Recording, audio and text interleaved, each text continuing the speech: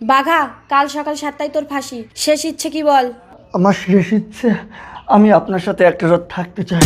অসম্ভব, আমি একজন আইনের রক্ষক। অন্য কি ইচ্ছা আছে বল? আমার আর কোনো ইচ্ছা নেই। আপনাদের সংবিধানে যদি ইচ্ছা পূরণ না করে কারোর মৃত্যুদণ্ড দেওয়া যায় তাহলে আমার ফাঁসি দিয়ে দিন। ঠিক আছে, আমি এই পোশাকটাকে ভীষণ সম্মান করি, তাই আমি এই পোশাকটা পাল্টে আসছি। ইন্সপেক্টর প্রতিজ্ঞা একজন অপরাধীকে শাস্তি দেওয়ার জন্য ডিউটির বাইরেও নিজেকে বলিদান দিতে প্রস্তুত হলেন। কিছুক্ষণ পর দেখেছিস বাঘা, এই স্বদেশ ঘোড়াইয়ের সাথে পাঙ্গা নেওয়ার পরিণতি? কাল সকাল 7টায় তোর ফাঁসি। তোর মতো দেশদ্রোহীকে বিনাশ করার জন্য আমার মতো বাঘা যুগে যুগে জন্ম নেবে স্বদেশ ঘোড়ায়। জন্ম কেন রে, তুই কি বিয়ে টিয়ে করেছিস নাকি? হ্যালো, হ্যাঁ মেয়েগুলোকে বিদেশে পাচার করে দে। ঠিক আছে, আমি এক্ষুনি আসছি।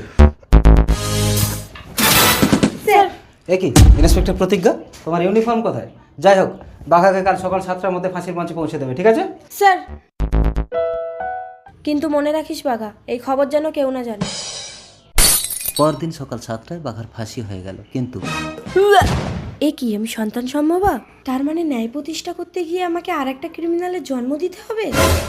না না, কিন্তু ভ্রূণ হত্যাও তো জঘন্য অপরাধ।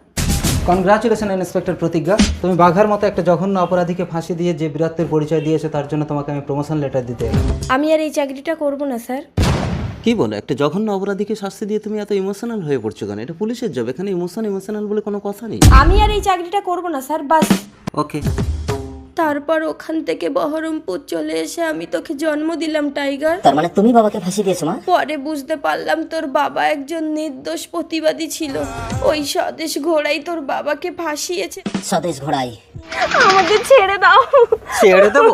এই স্বদেশ ঘোড়ায় মেয়ে পাচার করে। চল। কি ওটা?